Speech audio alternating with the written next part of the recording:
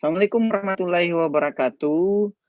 Welcome back to Perspektif Presenter yang kini namanya juga bisa disebut sebagai Sehari Sebuku.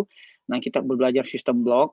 Nah, adapun blog untuk minggu ini, Senin sampai Jumat ada 10 buku yang bertema puara secara spesifik atau literasi agama secara umum.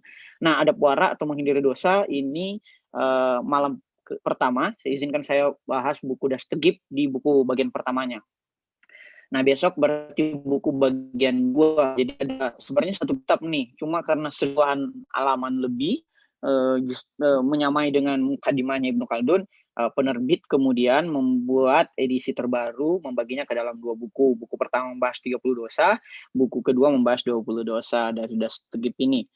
Nah, izinkan saya yang telah meresensi 2 buku ini membaginya ke dalam, satu pembahasan utuh menggunakan pendekatan 5 aspek di resensi, yaitu aspek spiritual, intelektual, sosial, finansial, fisikal. So, malam ini kita akan bahas dulu mengenai apa sih wara itu, apa sih dosa-dosa itu, kemudian kita masuk ke dalam dosa terkait aspek atau dosa-dosa spiritual kita, dosa-dosa yang berkenaan dengan ibadah-ibadah ritual, sekitar belasan, dan kemudian ada sekitar 6 atau 7 dosa-dosa terkait intelektual atau ilmu pengetahuan. Besok kita akan masuk dosa-dosa terkait kemasyarakatan, dosa-dosa terkait tubuh, dan dosa-dosa terkait ekonomi dan bisnis. Nah, mari kita mulai. Wara adalah menghindari dosa atau mencegah diri dari kemungkaran. Dosa sendiri dapat kita definisikan sebagai kesalahan yang disengaja. Kan 2 kesalahan nih.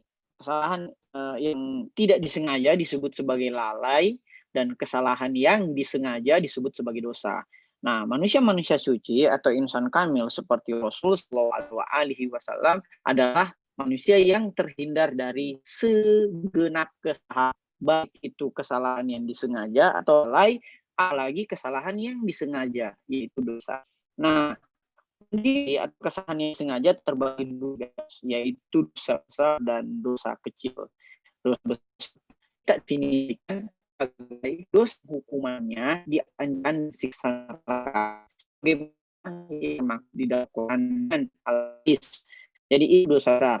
Sehingga dengan menerapkan pembalian, dosa kecil adalah dosa yang hukumannya tidak diancamkan oleh siksa neraka sebagaimana yang termaktub dalam Al-Quran dan Al-Hadis. Al-Quran dan hadis pula tentunya. Nah, mana api membakar kayu, makanya Kang Jalal menulis buku Jangan Bakar Taman Surgamu. Yang kedua adalah tidak terkabulnya doa-doa kita. Nah, sehingga kalau teman-teman ada yang merasa bahwa doanya tidak terkabul, mungkin kita bisa recheck apakah kita tidak melakukan dosa-dosa besar atau gimana.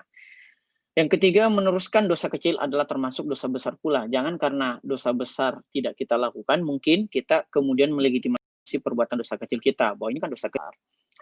Dan akibat terakhir dari dosa adalah syafaat, bukan menjadi legitimasi untuk kita mendapatkan izin untuk berbuat dosa. Karena tidak mungkin kita dikatakan pecinta Rasul kalau kita berbuat dosa atau melanggar perintah dari Rasul itu sendiri. Kan dosa-dosa kecil kita diampuni, gitu. Dengan 5 aspek ada harian di resensi spiritual, sosial, fisikal, dan finansial. Tapi malam ini izinkan saya hanya menjelaskan 2 aspek, yaitu aspek spiritual atau ritual dan aspek intelektual atau ilmu pengetahuan. 3 aspek lainnya kita akan bahas besok di buku kedua. Nah, ada 24 jam waktu kita setiap hari sama dengan 1440 menit atau setara dengan 86.400 detik. Pertanyaannya, kita kemanakan waktu kita setiap hari? Apakah untuk berbuat dosa besar, dosa kecil, atau justru untuk membangun amal-amalan saleh, baik itu amalan saleh yang besar atau amalan saleh yang kecil, baik itu amalan saleh untuk di dunia atau amalan saleh yang sifatnya jariah. Nah, ada 14 dosa terkait spiritual yang akan kita jelaskan malam ini. Yang pertama, dosa yang paling pertama ini adalah syirik tentunya, yaitu menyekutukan Tuhan. Baik itu syirik zat, syirik sifat, syirik perbuatan, maupun syirik ibadah. Syirik itu artinya ya kita menganggap bahwa ada Tuhan-Tuhan lain yang mampu berkuasa atas diri kita, takdirnya kita. Misalnya kita percaya kekuatan jin, kita percaya kekuatan dukun, dan sebagainya. Itu bagian dari menyekutukan Tuhan. Bahkan, kata Sayyidina Ali, berbuat dosa itu merupakan syirik. Kenapa? Karena dengan kita berani berbuat dosa, kita merasa bahwa ada Tuhan lain yang mampu menyelamatkan kita ketika kita melanggar Tuhan yang sesungguhnya tersebut. Jadi dosa kecil pun juga itu adalah bagian dari syirik gitu. Itu kalau kata Sayyidina Ali. Syirik zat artinya kita menganggap ada dualisme dalam zatnya. Syirik sifat kita menganggap bahwa antara satu sifat dan sifat lain dari Tuhan yang Maha Kuasa itu berbeda dan tidak saling bergantung, padahal saling bergantung atau saling kohesif satu sama lain.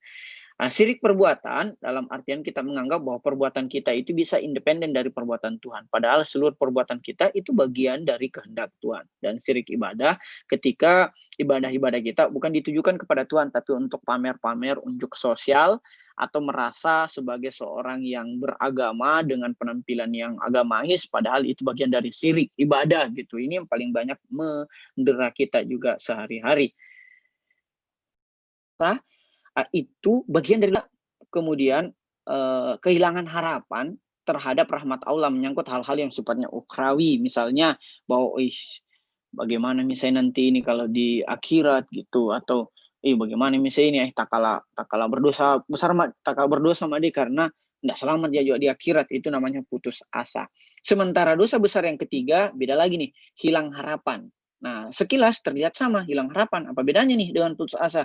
Ternyata bedanya adalah kalau putus asa itu menyangkut hal-hal yang ukhrawi, hilang harapan itu menyangkut hal-hal yang duniawi. Jadi kita juga dilarang sangat-sangat akhirat sentris, dalam artian bahwa biar kami hancur duniaku, tak kalah hancur mini dunia, akhiratku mesti perbaiki, tidak boleh juga gitu. Makanya Sayyidina Ali biasa mengkritik kebiasaan asketisme sufi yang lebih banyak di masjid daripada menanggung kewajiban rumah tangganya. Nah, hilang harapan itu bagian dari uh, uh, putus asanya seseorang terhadap pertolongan Allah menyangkut hal-hal yang duniawi, bilang, "Woi, bagaimana misalnya besok ini tidak makan, Ma, atau bagaimana misalnya keluarga aku ini begini deh ya," atau dan sebagainya, hal-hal yang sifatnya duniawi, atau ongkang-ongkang kaki menunggu pekerjaan, itu juga hilang harapan namanya. Atau merasa bahwa tidak ada misalnya kasihan jodohku ini, itu hilang harapan. Atau merasa bahwa, "Wih, hancur sekali misalnya masyarakatku ini, tidak bisa memang diubah," itu hilang harapan, dan itu bagian dari dosa besar. Nah, yang keempat adalah mengabaikan hukum-hukum Allah. Nah, mengabaikan hukum Allah juga itu bagian dari dosa besar, yaitu ketika dia surplus sekali harapannya. Ini harapan juga harus moderat ya, nggak boleh terlalu surplus. Misalnya orang-orang yang merasa bahwa akan ada nanti pertolongan dari Allah, nggak apa-apa gitu. Itu juga mengabaikan dari hukum Allah. Atau dia justru minus rasa takut karena surplus halamas, dia justru minus rasa takut. Dia tidak pernah takut lagi dengan dosa-dosanya karena dia sangat berharap sekali dengan pertolongan Allah. Padahal pertolongan Allah itu hanya bagi mereka yang mensucikan diri. Nah, yang kelima, murtad. Ini keluar dari agama Islam. Ini jelas ya. Murtad itu bisa diakibatkan oleh dua hal. Satu, karena dia tidak mencari tahu, yaitu dia tidak mencari tahu bahwa ternyata esensi ajaran Islam itu menyelamatkan, atau ada yang murtad secara fikih, yaitu dia tetap berislam, tetapi dia tidak mengamalkan fikih-fikih atau syariat Islam. Itu juga disebut sebagai murtad gitu. Jadi murtad itu bukan hanya dia pindah ke agama Kristen, agama Buddha, atau ateis bahkan, tetapi even dia beragama Islam tetapi tidak mengamalkan, itu juga bagian dari murtad. Nah, ini agak susah juga nih pendefinisiannya. Yang keenam, melalaikan sholat dengan sengaja. Ada juga nih yang orang yang melalaikan sholat dengan sengaja, termasuk saya, mungkin dosa-dosa besar saya banyak di sini, sehingga kita harus banyak-banyak memperbaiki diri. Ada juga orang yang merasa bahwa bisa nanti dikada dan sebagainya. Padahal itu bagian dari melalaikan sholat dengan sengaja. Itu juga bagian dosa besar. Padahal sholat adalah tiang dari agama, atau sholat adalah amalan yang paling pertama dihisap ketika kita nanti di hari akhir. Nah, yang ketujuh masih dosa terkait ritual atau ibadah-ibadah mahdah, yaitu meremehkan haji. Baik itu menunda padahal sudah mampu, ataupun menganggap haji itu hanya perkara yang sifatnya fikih tok, bukan esensi yang merupakan akhlak dalam Islam. Padahal dalam haji juga itu ada dimensi-dimensi moral publiknya. Jadi menunda padahal sudah mampu, misalnya orang-orang yang sudah mampu nih, tapi merasa bahwa belum kayaknya dapat panggilan gitu. Itu juga bagian dari meremehkan haji, yang pada gilirannya menjadi bagian dari dosa-dosa besar. Yang kedelapan, melalaikan perbuatan wajib, yaitu rukun Islam, wilayah, dan amar ma'ruf nahi mungkar. Nah, bahasan kita malam ini yaitu amar ma'ruf nahi mungkar, atau dalam minggu ini amar ma'ruf nahi mungkar, yaitu menyeru kebaikan, mencegah kemungkaran. Nah, itu bagian dari perbuatan wajib, jadi tidak boleh kita lalaikan. Nah, termasuk diskusi-diskusi seperti ini itu perbuatan wajib, yaitu menyeru kepada kebaikan dan mencegah kepada kemungkaran. Rukun Islam sudah jelas, wilayah itu artinya kepemimpinan Islam. Yang kesembilan, terus-menerus melakukan dosa kecil. Atsar Sayyidina Ali tentang dosa kecil itu adalah jangan kau melihat dosa kecil yang kau lakukan, tetapi lihatlah perintah siapa yang kau langgar. Misalnya teman-teman nanti silakan rumuskan ya contoh-contoh dosa kecil di kolom obrolan. Nanti teman-teman menganggap ini kak dosa kecil tidak apa-apa Ji gitu. Misalnya kemarin Al mengatakan dosa kecil itu mencuri mangga tetangga, padahal mencuri itu dosa besar gitu, walaupun yang dicuri adalah hal kecil, misalnya mangga. Misalnya menyontek, ada yang kemarin tanya menyontek itu adalah bagian dari penipuan, sementara penipuan juga dosa besar. Jadi apa sih dosa kecil itu? Kayaknya menurut saya dosa kecil adalah dosa yang kita tidak anggap eksis, padahal dosa itu justru dosa yang paling besar. Bahkan tadi malam saya dengar ceramah dari Usmif, katanya bahwa dosa yang paling besar adalah dosa yang kita anggap kecil. Nah, itu paradoksnya ya. Jadi dosa yang paling besar adalah dosa yang kita anggap kecil, dan amalan yang paling besar adalah amalan kecil yang istiqomah menjalaninya. Nah, itu mengenai dosa kecil. Yang 10, tidak menghormati Al-Quran. Misalnya ada Al-Quran kita biarkan berdebu. Termasuk bagian dari tidak menghormati Al-Quran ketika kita tidak pernah membaca Al-Quran, bahkan dalam setahun, sebulan. Kalau bisa sih sehari. Kalau di resolusi salah satu habitnya itu 30 ayat per hari. Itu bagian dari tidak menghormati Al-Quran. Walaupun juga kita baca, kita hafal maybe, tapi tidak diamalkan, kandungan-kandungan Al-Quran yang berdimensikan akhlak tersebut, itu juga bagian dari tidak menghormati Al-Quran. Selanjutnya, tidak menghormati Ka'bah, misalnya bagi mereka yang telah berhaji atau yang sembahyang ke kiblat, dia mengatakan, oh tidak penting jika Ka'bah di mana, sembarang aja kita, yang jelasnya niatnya, itu bagian dari tidak menghormati Ka'bah. Atau menganggap Ka'bah adalah, nauzubillah min zalik ya, bagian dari paganisme atau menyembah batu, padahal beda. Bukan Ka'bahnya yang mau kita sembah, tetapi perintah dari Allah Subhanahu wa Ta'ala. Yang ke-12, tidak menghormati masjid. Nah, misalnya ketika kita melewati masjid-masjid, khususnya masjid yang dibuat oleh para wali, misalnya kayak kalau di Sulbar ada Masjid Imam Lapeo, bagian dari tidak menghormatinya adalah minimal membacakan Al-Fatihah dan shalawat, minimal memberikan sedekah, minimal sholat tahiyatul masjid di situ, itu bagian dari menghormati masjid.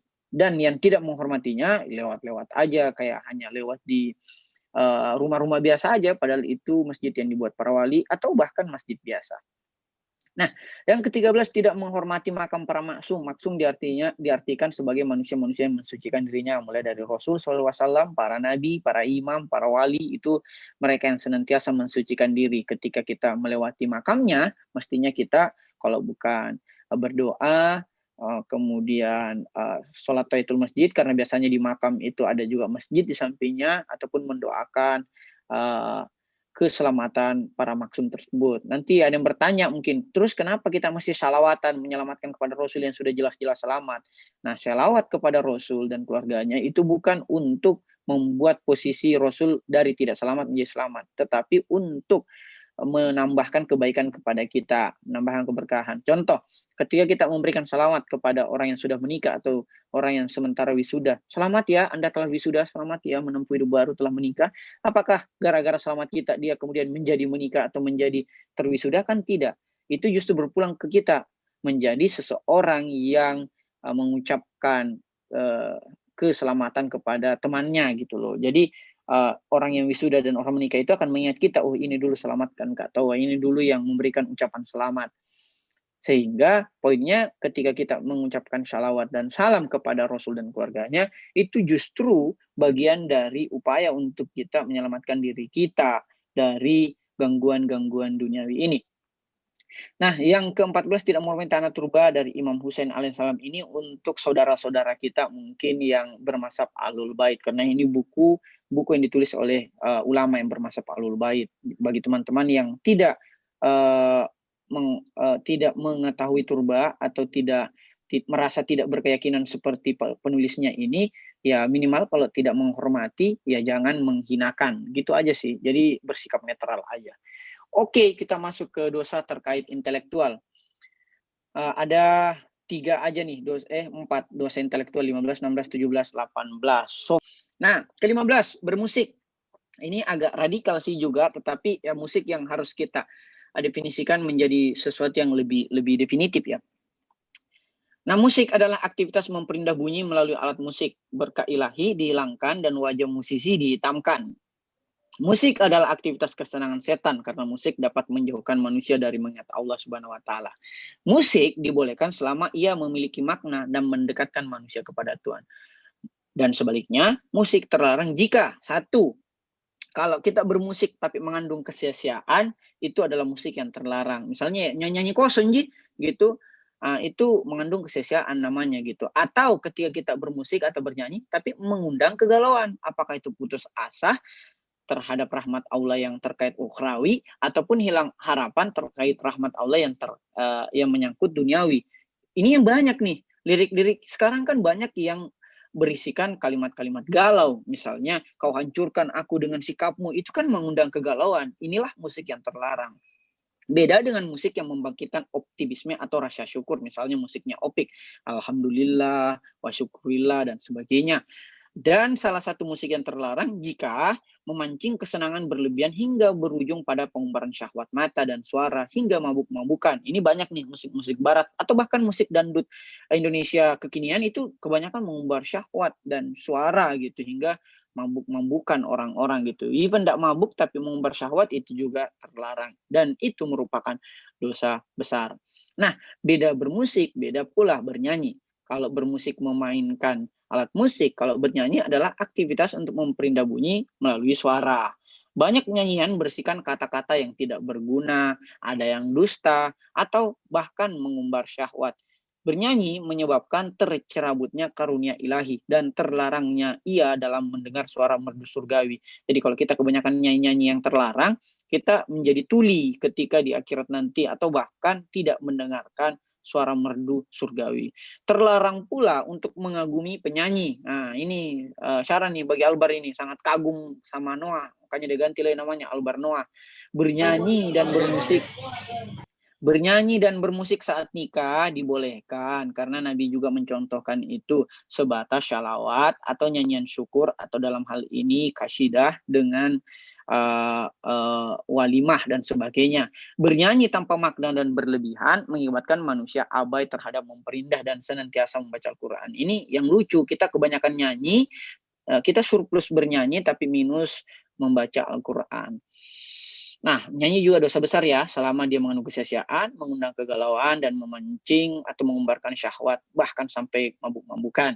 Dosa yang ke-17, sihir. Nah, ini juga kemarin saya diskusi sama seorang teman yang masih, dia tidak percaya sih sepenuhnya sama sihir, tetapi penasaran aja sama takdirnya di masa depan. Dia belum sabar terhadap takdir yang sebenarnya menjadi sebab bagi akibat di masa depan. Sehingga dia mencoba menerka-nerka, mendengarkan pembicaraan orang, atau cukup penasaran terhadap sihir. Sihir itu sendiri adalah upaya memperdaya orang lain dengan bantuan jin dan trik tertentu. Ini juga menjadi reminder bagi kita yang suka nonton-nonton trik-trik sulap, trik-trik tertentu, misalnya bantuan-bantuan jin atau tipuan-tipuan tangan. Itu menurut saya selain wasting time, dia juga bagian dari dosa besar. Dan yang terakhir untuk malam ini adalah dosa takabur. Takabur itu merasa tidak membutuhkan selain dirinya, termasuk Allah Subhanahu wa taala, atau merasa bahwa segala pencapaiannya adalah atas upaya sendiri. Takabur kan artinya membesarkan dirinya sendiri, bahkan melebihi Allah yang Maha Besar, sehingga dia merasa bahwa segala pencapaiannya adalah atas upayanya sendiri atau dia tidak membutuhkan pertolongan selain dari dirinya, termasuk pertolongan dari Allah Subhanahu wa taala atau inayah dari Allah Subhanahu wa taala. Saya kira itu dulu guys, malam ini ada 18 dosa besar. Besok kita akan bahas 32 dosa besar lainnya di buku yang kedua. Terima kasih. Wassalamualaikum warahmatullahi wabarakatuh.